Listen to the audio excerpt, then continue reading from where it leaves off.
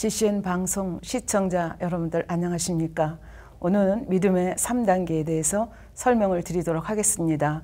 요절 말씀은 히브리서 12장 4절 말씀입니다.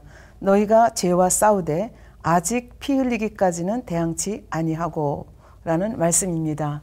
저희 만민중앙교회 당회장님으로 계신 이재롱 목사님께서 아직 주의 종으로 부름받기 전, 다시 말하면 평신도 시절에도 하나님의 뜻을 알고 하나님 뜻대로 살기를 소원하면서 기도원을 찾아다니면서 금식과 기도를 많이 하셨는데요. 하루는 어느 기도원에서 목사님들이 모여서 어떤 주제를 가지고 토론하시는 것을 보았습니다. 그 주제는 과연 믿는 이들이 십계명을 다 지킬 수 있는가라는 주제였습니다. 그래서 목사님들이 한참 동안 열띤 토론을 하시고 내린 결론이 어떻게 사람으로서 십계명을 다 지킬 수 있겠느냐, 지키려고 노력은 하지만 마음에서 죄성이 버려지지 않기 때문에 온전히 지킬 수는 없다라고 결론을 내렸다고 합니다. 다시 말하면 예를 들어서 가늠하지 말라는 계명을 가지고 생각하면 행위적으로는 노력해서 가늠하지 않을 수 있지만 마음속에 있는 가늠의 죄성, 속성까지는 뽑아버리는 것이 불가능하다. 그렇기 때문에 사람으로서는 십계명을 지키는 것이 불가능하다. 이런 결론을 내렸다고 합니다. 이런 목사님들의 그 토론 과정과 결론을 보면서 그때 당시에 평신도였던 이재록 당회장님께서는 이상하게 생각을 하셨다고 합니다. 나는 양떼인데 나는 십계명을 다 지키고 있는데 왜 저 목사님들은 십계명을 지키는 것이 불가능하다고 할까? 이런 의문을 가지고 계셨다고 합니다. 그러면서 만일 처음부터 십계명 지키는 것이 불가능하다 그런 생각을 가지고 있었으면 이 죄 버릴 생각 자체를 못했을 터인데 그런 말씀 듣기 전에 이미 하나님과 교통하면서 성령의 역사한 가운데 죄를 버릴 수 있었던 것에 대해서 감사한다는 말씀을 하신 적이 있습니다. 그러면 다시 주제로 돌아가서 정말 우리가 십계명을 다 지킬 수 있는가, 다시 말하면 선결될 수 있는가 라는 주제를 가지고 한번 생각을 해보도록 하겠습니다. 사실 성경에서는 이 선결이라고 하는 것이 우리가 해도 좋고 안 해도 좋고 그런 개념이 아니라 하나님께서는 이 선결을 우리에게 명령을 하고 계십니다. 예를 들면 디살로니가 전서 4장 3절에 보면 하나님의 뜻은 이것이니 너희의 거룩함이라 말씀하셨고, 마태복음 5장 48절에서는 그러므로 하늘에 계신 너희 아버지의 온전하신 같이 너희도 온전하라 말씀하셨고요. 레위기 19장 2절에서는 너희 이스라엘 자손의 온 회중에게 고하여 이르라 너희는 거룩하라 나 여호와 너희 하나님이 거룩함이니라. 또 베드로전서 1장 15절부터 16절에 보면 오직 너희를 부르신 거룩한 자처럼 너희도 모든 행실에 거룩한 자가 되라 기록하였을 때 내가 거룩하니 너희도 거룩할지어다 하셨느니라. 성경에서는 신구약 곳곳에서 거룩하라, 온전하라 이렇게 우리에게 명령을 하고 계십니다. 그러면 아까 그 어떤 목회자님들이 결론을 내린 것처럼 이렇게 거룩해지는 것이 불가능한가? 선결해지는 것이 불가능한가? 온전해지는 것이 불가능한가? 그럼 불가능하다면 왜 하나님께서는 불가능한 것을 명령을 내리셨을까? 이런 의문을 저희가 갖게 됩니다. 하나님은 불가능한 것을 저희들에게 명령하시는 그런 하나님이 아니십니다. 가능하기 때문에 저희들에게 말씀하셨습니다. 빌립보서 4장 13절에 보면 내게 능력 주시는 자 안에서 내가 모든 것을 할 수 있느니라. 그러니까 이 말씀에 비춰보면 선결이 가능한가? 가능합니다. 왜냐하면 이 말씀이 보증하고 있기 때문에 그렇습니다. 내게 능력 주시는 자 안에서 내가 모든 것을 할 수 있느니라. 앞에 거 다 빼고 내가 모든 것을 할 수 있느니라 하면 불가능하죠. 왜냐하면 인간이 죄를 버릴 수 없기 때문에 예수님께서 하나님의 독생자 예수님께서 이 땅에 오셔서 십자가에 못 박혀 돌아가시지 않으셨습니까? 그래서 나 인간의 힘으로는 이렇게 선결될 수 없지만 능력 주시는 자 안에서 선결될 수 있다는 얘기가 되겠습니다. 그래서 내 자신의 노력이 필요하죠. 그래서 불같이 기도하게 되면 하나님의 은혜와 능력이 내려오고 성령의 도우심을 받아서 우리가 내게 힘 주시는 자 안에서 능력 주시는 자 안에서 다 할 수 있다. 이렇게 고백을 할 수 있고 또 그대로 이루어진다는 얘기가 됩니다. 그래서 오늘 아까 말씀드린 그 목회자들 뿐만이 아니고 사실은 거의 대부분의 믿는 이들이 이렇게 가르침을 받고 있고 그렇게 생각을 하고 있습니다. 어떻게 사람인데 십계명을 다 지키느냐. 지키려고 노력하는 것뿐이다. 죄성까지 버리는 것은 불가능하다. 이렇게 얘기를 합니다. 그러면 이분들이 그렇게 가르치고 있는 단계가 우리 지금 믿음의 단계에 대해서 배우고 있습니다. 그러니까 행위적으로는 노력하면 우리가 지킬 수 있지만 마음에 있는 죄성까지는 버릴 수 없다는 것이 그 목사님들의 결론이었습니다. 그러면 우리가 믿음의 단계로 봤을 때 우리가 지금까지 1단계, 2단계에 대해서 배웠습니다. 2단계에는 행하려고 노력하는 단계가 2단계라고 말씀을 드렸습니다. 그러면 이 목사님들 자신들이 행하려고 노력할 뿐이지 다 지킬 수는 없다. 더구나 죄성까지 어떻게 버리느냐. 그렇기 때문에 이 목사님들 자신이 2단계에 머무르고 있고 정말 잘하면 모든 계명을 다 행함으로 지키고 죄성까지는 못 버린 상태이기 때문에 3단계 초엽 정도 아주 좋은 케이스, 제대로 노력한 케이스는 이 목사님들 같이 생각하면 그 정도 들어올 수 있습니다. 그렇다고 하면 이 목사님들에게서 가르침을 받는 성도들은 어디까지 들어갈 수 있겠습니까? 불가능하다고 배웠기 때문에 불가능하다고 배웠으면 불가능하다고 입력이 됩니다. 그래서 결국은 성도들도 똑같이 믿음의 1단계, 2단계 정도에 머무르고 만다는 것이죠. 그러면 첫 시간에 말씀드린 대로 왜 성경에 여러 가지 축복의 말씀이 있는데 왜 그 축복을 우리들이 못 받아내리는가? 그것은 이 믿음의 단계하고 아주 밀접한 관계가 있습니다. 하나님은 사랑의 하나님이신 동시에 공의의 하나님이시기 때문에 이 믿음의 단계가 너무 낮으면 그 믿음의 단계에 맞게 역사하실 수밖에 없기 때문에 성경에서 약속하신 그 약속들이 제대로 다 이루어지지 않는다는 얘기가 되겠습니다. 그러면 우리가 지금 이와 같이 믿음의 단계를 하나하나 배워가고 있는 이유는 무엇입니까? 우리는 이제 앞으로 계속 말씀드리겠지만 오늘 믿음의 3단계는 이제 믿음의 2단계까지는 행위적으로 범죄하는 모든 것들은 다 해결하고 이제 행함으로는 더 이상 죄를 짓지 않으면 올라오는 것이 믿음의 3단계입니다. 그러니까 믿음의 3단계에서는 이제 죄성들을 버려나가는 단계가 되겠습니다. 그래서 우리는 행위적으로 짓는 죄, 다시 말하면 육체의 일이라고 말씀을 하죠. 그 다음에 마음의 죄, 이걸 육신의 일이라고 합니다. 그래서 행위적으로 짓는 죄뿐만 아니라 마음의 죄까지도 버려야만 믿음의 성장이 뛸 수 있다, 성장이 될 수 있다 하는 것을 우리가 알고 있습니다. 그리고 이렇게 말씀을 통해서 변화되는 것만큼 하나님의 말씀이 활발하게 우리 속에서 역사를 하게 되고 또 우리를 통해서 하나님의 놀라운 역사가 또 펼쳐지고 하나님께 영광을 돌리게 된다는 그런 얘기가 되겠습니다. 첫 시간에도 말씀드렸지만 이 성결이라고 하는 것을 이루면 다시 말하면 믿음의 단계를 보면 믿음의 4단계, 믿음의 5단계에 이르게 되면 성경에 있는 약속들이 다 우리의 것이 됩니다. 나가도 복, 들어와도 복. 그 다음에 성경에서 말씀하시는 뱀을 집어도 해를 받지 아니하고 손을 들어 안수하면 병이 치료가 되고 귀신이 떠나가고 이런 모든 역사가 이런 그 선교를 이룬 자들의 삶을 통해서 이루어진다는 얘기가 되겠습니다. 그래서 선결이라고 하는 것은 우리 삶의 마스터키다, 맞는 키다 이렇게 말씀을 드릴 수가 있겠습니다. 그러니까 하나님께서 원하시는 것은 하나님의 자녀들이 이렇게 선교를 이루어서 이 땅의 삶에서도 축복을 누리며 또 영원한 세계에서도 아버지께서 예비하신 아름다운 천국을 침노에 들어가기를 원하는 것이 아버지 하나님의 뜻이라고 볼 수가 있겠습니다. 그래서 이 믿음의 3단계에서는 이 육신의 일, 또 죄성에 대해서 많이 다르기 때문에 여기서 본론에 들어가기 전에 성결이라는 것이 뭐냐, 죄가 뭐냐, 악이 뭐냐에 대해서 잠시 동안 정의를 내리고 그 다음 강의를 진행을 하도록 하겠습니다. 성결이라고 하는 것은 쉽게 얘기하면 악은 모양이라도 다 버리는 것이 성결이다. 이렇게 말할 수가 있겠습니다. 그러면 죄는 무엇이고 악은 무엇이냐? 죄하고 악이 서로 다른 것이냐? 이런 질문을 하실 수가 있겠습니다. 큰 덩어리를 보면 죄와 악은 비진리라는 큰 덩어리 속에 속합니다. 그러니까 하나님이 진리신데 하나님과 반대되는 비진리의 덩어리가 바로 죄와 악이다.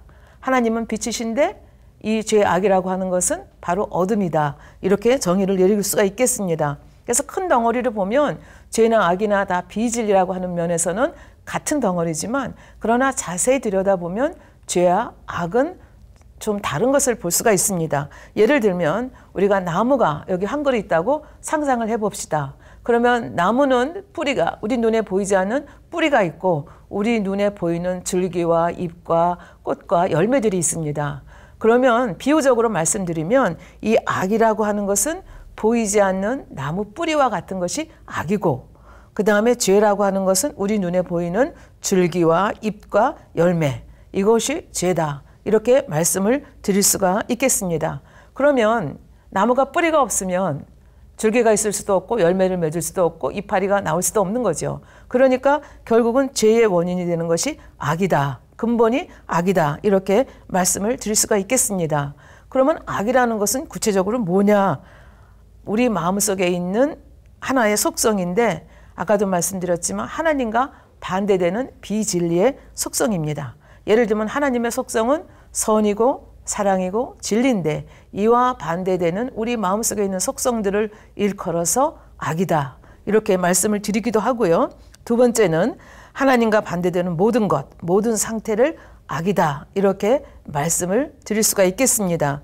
누가복음 6장 45절에 보면 선한 사람은 마음에 쌓은 선에서 선을 내고 악한 자는 쌓은 악에서 악을 내나니 마음에 가득한 것을 입으로 말함이니라. 이렇게 말씀하고 계십니다. 그러니까 우리 마음속에 미움이 있으면 우리 마음속에 시기 질투가 있으면 이 악한 것이 있으면 입술을 통해서 악한 열매를 낸다는 얘기가 되겠습니다. 그래서 다시 말하면 이 악이라고 하는 것은 나무의 뿌리와 같다고 말씀을 드렸습니다. 그래서 이런 악이 구체적인 형태로 잎이라는 형태, 열매라는 형태, 줄기라고 하는 형태로 나온 것이 죄다. 이렇게 결론을 내릴 수가 있겠습니다. 그러니까 이 죄라고 하는 것은 결과적으로 어떤 기준이 있어서 그 기준에 어긋났을 때 우리가 죄다. 행함으로 나오는 것이 죄이기 때문에 그렇게 다른 말로 말씀을 드릴 수가 있겠습니다. 예를 들면 안식일을 거룩하게 지켜라. 이런 계명이 있기 때문에 안식일을 안 지키면 그것이 죄요, 불법이 되는 것입니다. 그래서 결국은 악이 뿌리가 되고 이 죄라고 하는 것은 그 행위로 나오는 모습이 죄다. 이렇게 말씀을 드릴 수가 있겠습니다. 그래서 이 죄도 갖가지, 열매가 갖가지인 것처럼 예를 들면 미움, 시기, 질투, 사심, 욕심 이런 죄가 있죠. 마치 우리 그 법에도 세상 법에도 보면 국가에 대한 죄가 있고 사회 공공에 대한 죄가 있고 개인에 대한 죄가 있는 것처럼 이렇게 그 악에도 여러 가지가 있고 그 악에서 피어나는 열매도 여러 가지 죄가 있다 말씀을 드릴 수가 있겠습니다. 그리고 우리가 여러 번 언급을 해드렸지만 이 죄에도 예를 들면 우리가 사람들이 짓는 죄도 경범죄가 있고 중한죄가 있듯이 우리 사람들이 짓는 죄에도 사함받을 수 있는 죄가 있고 사함받을 수 없는 죄가 있다. 이런 거 여러 번 여러분께 말씀을 드렸습니다. 그러나 여기서 한 가지 생각할 것은 우리 마음속에 악이 있다고 해서 반드시 죄를 짓는 것은 아닙니다. 우리 마음속에 이렇게 잠재해 있다가 죄를 지을 수 있을 만한 환경이 형성이 되었을 때 그것이 죄의 열매로 나오게 되는 것을 볼 수가 있습니다. 그래서 지금 당장 죄의 열매가 안 나온다. 그래서 내가 악이 없다. 이렇게 말하기는 어렵다는 얘기가 되겠습니다. 그래서 지금 성결이라고 하는 것이 뭐냐? 악은 모양이라도 버리는 것이다. 그러면 이제 죄도 버리고 악도 버려야 되는데 죄는 무엇이고 악은 무엇이냐 하는 것에 대해서 여러분께 간단하게 설명을 드렸습니다. 그러면 이제부터 본론으로 들어가서 믿음의 3단계에 대해서 하나하나 설명을 해 가도록 하겠습니다. 믿음의 3단계는 한마디로 말씀드리면 행할 수 있는 믿음의 단계입니다. 우리 이미 저희들이 배웠듯이 믿음의 1단계는 성령 받아 구원 얻는 단계가 믿음의 1단계라고 말씀을 드렸습니다. 그래서 믿음의 1단계에서 이제 성령을 받고 이제 신앙생활을 하기 시작하고 예배에 출석하고 교회 이런저런 모임에 참석하게 되면 아버지의 말씀에 대해서 배우게 됩니다. 아버지의 뜻에 대해서 배우게 됩니다. 그래서 그 아버지의 뜻대로 살고자 노력하는 단계에 이르면 우리가 믿음의 2단계에 이르렀다. 그래서 말씀대로 행하려고 노력하는 단계가 믿음의 2단계다. 이렇게 말씀을 드렸습니다. 그래서 첫 믿음의 2단계 초입에서는 하나님의 말씀을 안다 할지라도 그대로 실천하기는 굉장히 어렵죠. 그래서 알면서도 지키지 못하다가 이게 하나님의 뜻이다라고 생각하면서 꾸준히 노력하게 되면 아버지 하나님께서 은혜를 주셔서 그리고 깨달음을 하나하나 주시면서 체험하게 하시면서 이 믿음의 싸움에서 행할 수 있도록 이제 하나하나 믿음의 힘을 실어주는 것을 볼 수가 있습니다. 이렇게 해서 우리가 행함으로 아버지 하나님께서 명령하신 모든 명령들을 더 이상 죄의 모습으로 행함으로 나타나지 않을 때, 다른 말로 바꿔 말하면 육체의 일을 더 이상 범하지 않는 그 단계에 이르면 우리가 비로소 믿음의 3단계에 진입을 했다. 이렇게 말씀을 드릴 수가 있겠습니다. 다시 한번 말씀을 드리면 믿음의 3단계에 온 사람들은 더 이상 행함으로 짓는 육체의 일을 행하지는 않습니다. 왜냐하면 지난번에도 말씀드렸지만 믿음의 2단계에서는 왜 안식일을 지켜야 되는지, 왜 온전한 11조를 내야 되는지, 왜 화를 내면 안 되는지, 왜 사람들을 영적으로 사랑해야 되는지에 대해서 별로 깨달아지지가 않습니다. 그냥 그렇게 하라고 하시니까 그렇게 해야 되는가 보다 하고 행하려고 노력하는 단계입니다. 그리고 설사 자세하게 설명을 들었다 할지라도 아직 그 믿음의 힘이 쌓여지지 않았기 때문에 때로는 알면서도 지키지 못하는 그런 단계가 바로 어느 때는 지키고 어떤 때는 지키지 못하고 이런 단계가 믿음의 2단계라고 볼 수가 있겠습니다. 그러나 이제 믿음의 2단계에서 왜 그렇게 하시는지 알지 못하지만 행하려고 노력하다 보면 아버지 하나님께서 은혜를 주시고 왜 주의를 거룩하게 지켜야 되는지, 왜 온전한 11조를 내야 되는지, 아니면 기타 하나님의 그 계명에 대해서 왜 지켜야 하는지를 깨닫게 됩니다. 그래서 깨닫지 못하고 지킬 때는 굉장히 어렵지만 그 근본의 의미를 깨우치고 지키게 될 때는 훨씬 힘이 덜 든다는 말씀을 드릴 수가 있겠습니다. 그래서 저희 그 만민중앙교회에서는 예를 들어서 성도님들이 어떤 조그만 사고라도 당했다. 그러면 저희 당회자님께서 제일 먼저 하시는 질문이 주일 지키셨습니까? 11조 온전히 하셨습니까? 이거를 묻습니다. 왜냐하면 이 주일 성수가 가지는 영적인 의미가 있고 온전한 11조가 가지는 영적인 의미가 있기 때문에 그렇습니다.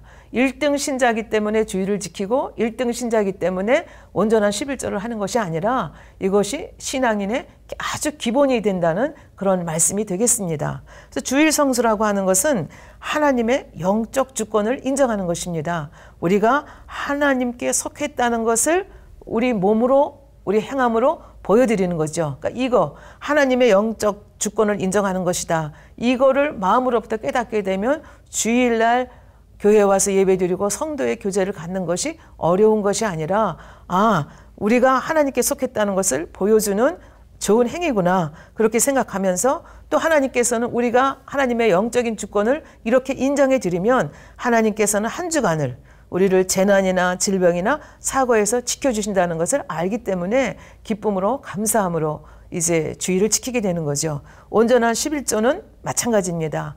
하나님의 물적 주권을 우리가 인정해 드리는 것입니다. 사실은 우리의 모든 소유가 우리가 노력해서 얻는 것 같지만 하나님께서 함께 하시지 않으면 우리가 하는 그 수입을 온전히 우리 것으로 할 수가 없습니다. 예를 들어서 농사를 짓는다 할지라도 우리가 씨를 뿌리고 물을 주고 노력을 한다 할지라도 태양빛을 비춰주시고 바람을 불어주시고 때를 따라 비를 주시고 이렇게 모든 것을 조절해 주시지 않으면 우리가 농사를 지을 수 없는 것과 마찬가지입니다.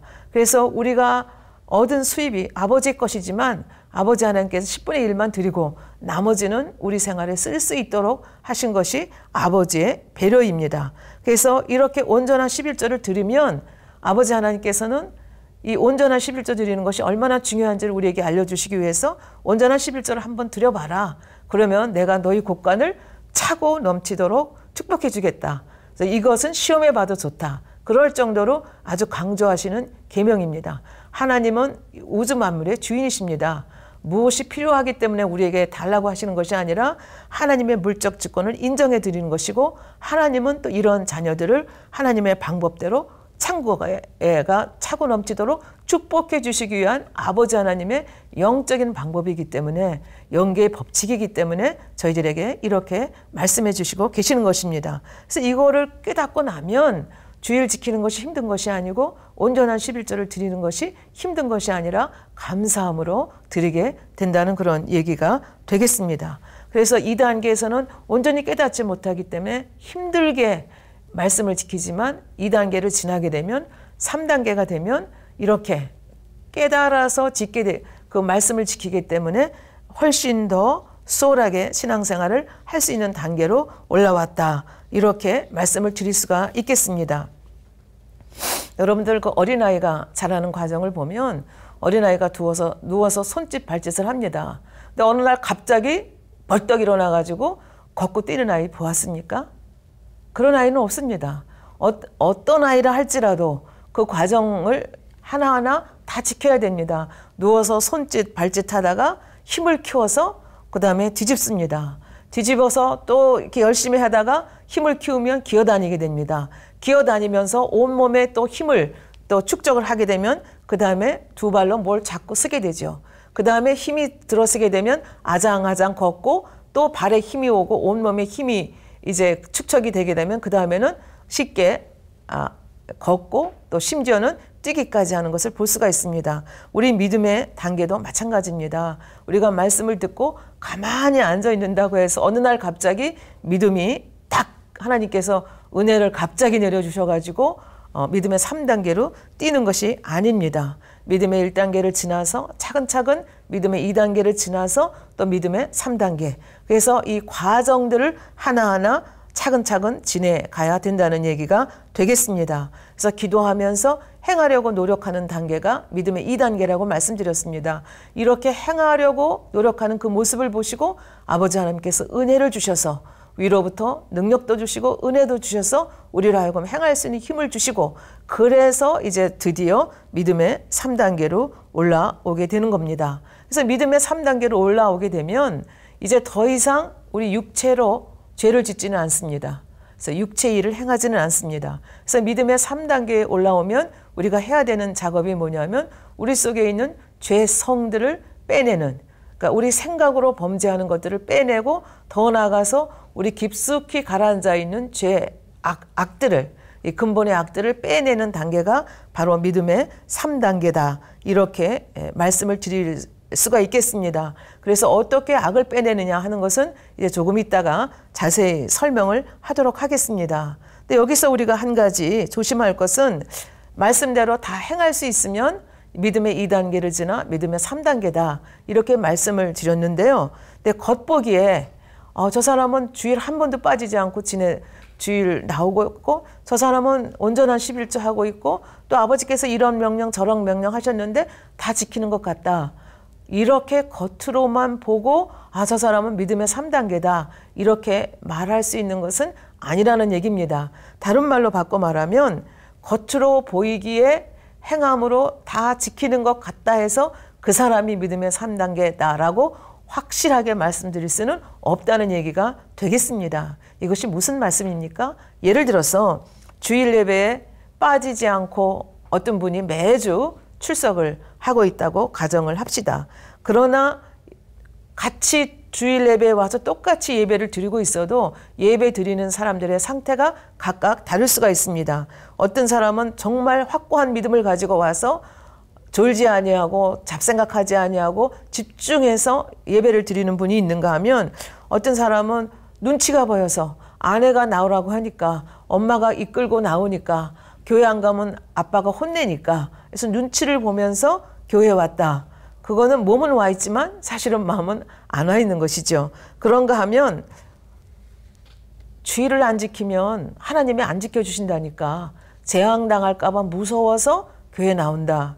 이거는 믿음의 3단계라고 보기는 굉장히 힘들겠습니다. 그러니까 재앙 만나지 않으려고 교회에 나와서 앉아서 예배 드리는 게 얼마나 힘들겠습니까? 그러니까 당연히 잡생각하게 되고 어제 봤던 드라마도 생각나고 오늘 몇 시에 하는 운동 경기도 생각나고 이러면서 다른 생각하면서 잡념으로 빠지게 될 가능성이 굉장히 많다고 볼 수가 있겠습니다. 그런 거 하면 어떤 분이 굉장히 11조를 잘 내고 뭐 이렇게 신앙생활 잘 하는 것 같고 또 아버지 앞에 헌금도 잘 하고 또 기도도 열심히 하는데 이상하게 그 기도가 응답이 안 된다. 한 달, 두 달, 세 달, 네 달 기도했는데 기도에 응답이 안 된다. 사실 기도는 응답이 될 때까지 기도를 드려야 되는 것입니다. 그러나 조급한 마음에서 내가 괜히 그렇게 헌금 많이 했나 봐. 이렇게 후회하는 경우도 있고요. 이제는 나 이렇게까지 안 살래. 그리고 오히려 뒤로 이렇게 후퇴하는 경우가 생깁니다. 그러니까 이런 경우를 보건대 그냥 겉으로만 봐서 행함으로 행한다. 그래서 저 사람은 믿음의 3단계다. 이렇게 단정할 수는 없다고 하는 것을 말씀을 드리겠습니다. 그리고 이제 믿음의 3단계에서 중요한 개념이 믿음의 반석이라는 개념입니다. 그래서 지금 말씀드렸듯이 믿음의 3단계에 오면 육체의 일은 더 이상 행하지 않습니다.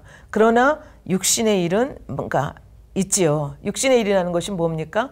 행함으로 죄를 짓지는 않지만 예를 들어서 어떤 형제를 내가 마음으로부터 미워한다. 어떤 자매를 내가 마음에서 굉장히 시기하고 질투한다. 자기가 알고 있잖아요. 겉으로는 시기하는 척 하지 않고 겉으로는 질투하는 척 하지 않지만 마음에 시기가 부글부글 끓어오는 것을 알고 있습니다. 그러면 이게 육신의 일이 있는 거죠. 그래서 믿음의 3단계 초입에는 이게 뭐 전적으로 이렇게 악을 빼낸 그런 상태가 아니기 때문에 마음에 갈등이 있는 거죠. 육신의 생각을 따를까? 성령의 생각을 따를까? 이런 갈등들이 이제 그 믿음의 3단계 초입에는 있을 수 있습니다. 그러면 여기서 갈등하는 단계에서 멈춰서면 안 되죠. 그때도 하나님의 선하심을 믿고 이렇게 하면 안 되지. 아버지의 뜻은 이것이지 하면서 왜 아버지 하나님이 살아계시는데 내가 왜 낙심하지? 내가 왜 이렇게 실망하지? 내가 왜 이것 하나 못 버리지? 이렇게 생각하면서 하나님 아버지의 은혜를 구하면서 기도하면서 이렇게 가게 되면 아버지 하나님께서 그 노력하는 것을 보시고 또 은혜를 내려주시죠. 그리고 악을 이길 수 있는 이 속에 있는 육신의 그 죄, 육신의 일들을 빼낼 수 있는 그런 은혜를 주시게 됩니다.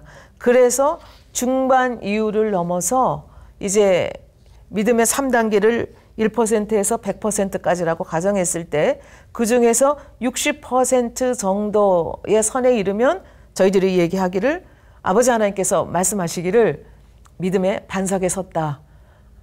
이제 겨우 믿음의 반석에 서기 시작한 거죠. 60%는. 그래서 그럼 믿음의 반석이라고 하는 것이 뭐냐. 반석은 흔들리지 않는 바위지 않습니까? 그래서 마태복음 7장 24절 25절에 이렇게 설명하고 있습니다. 그러므로 누구든지 나의 이 말을 듣고 행하는 자는 그 집을 반석 위에 지은 지혜로운 사람 같으리니. 조건이 뭐예요? 이 말을 듣고 행하는 자는 그 집을 반석 위에 지은 지혜로운 사람 같으니 비가 내리고 창수가 나고 바람이 불어 그 집에 부딪히되 무너지지 아니하나니 이는 주초를 반석 위에 놓은 연고요. 그러니까 어떤 시련이 와도 어떤 어려움이 와도 믿음이 흔들리지 않는 그런 단계가 바로 믿음의 반석. 그리고 이 퍼센테이지로 표현하면 믿음의 3단계 중에서 60% 이상을 지나갔을 때 우리가 반석에 들어왔다. 이렇게 말씀을 드릴 수 있다는 얘기입니다. 고린도전서 10장 4절에 보면 그 반석은 곧 그리스도라. 그래서 예수 그리스도의 터위에 확고하게 자리 잡은 신앙. 이것을 반석의 신앙이다. 그렇게 말씀을 드릴 수가 있겠습니다. 그래서 믿음의 반석 60% 정도에 올라오게 되면 아버지 말씀대로 사는 것이 힘들고 어렵지가 않습니다. 훨씬 더 쉬워진 단계라고 볼 수 있고요. 그 다음에 70%, 80% 정도에 올라오게 되면 말씀대로 사는 것이 굉장히 자연스럽습니다.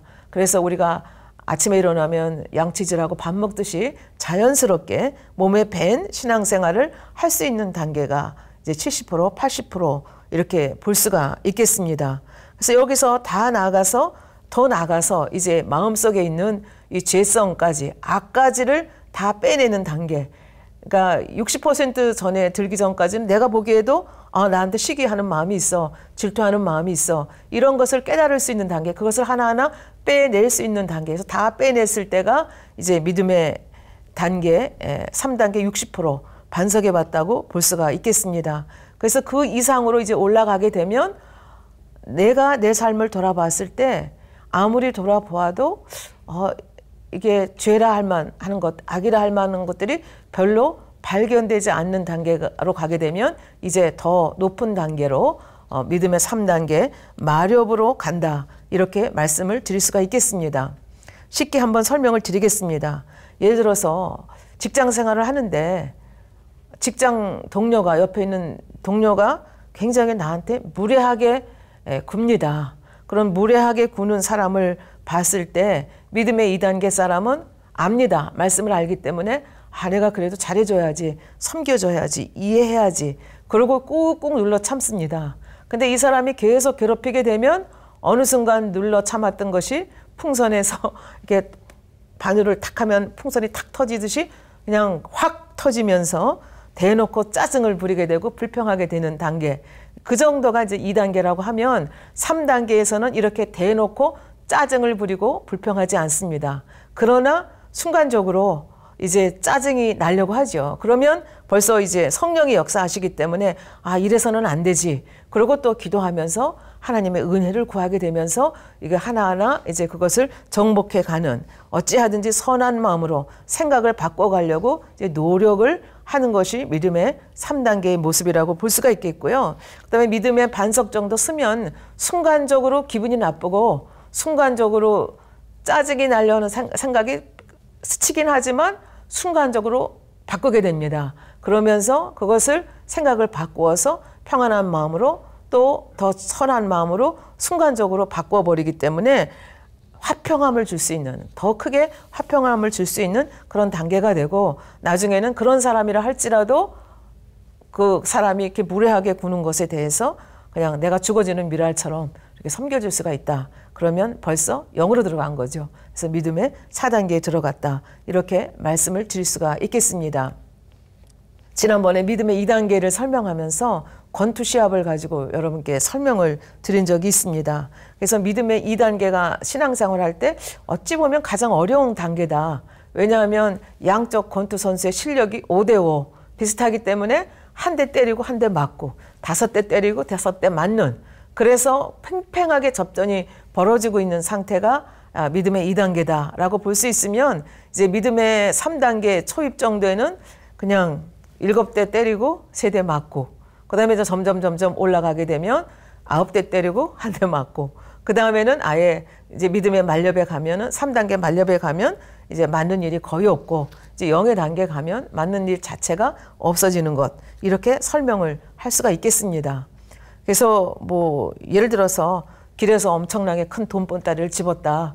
그러면 2단계라고 하면 순간적으로 이거 어떡하지? 나도 돈이 필요한데 경찰서에 갖다 줘 마라. 그러면서 때에 따라서는 안 갖다 줄 수도 있는 단계가 믿음의 2단계라고 하면, 3단계 초입에서는 갈등이 있지만 그거 안 되지. 그리고 경찰서에 갖다 주는 거고, 믿음의 반석 지나서 믿음의 3단계 만렵 정도 지나면 내가 갖는다는 것 자체를 아마 생각을 안 하고 갖다 줘야 되겠다. 그러면 이제 0에 가까운 단계에 들어왔다. 이렇게 말씀을 드릴 수가 있겠습니다.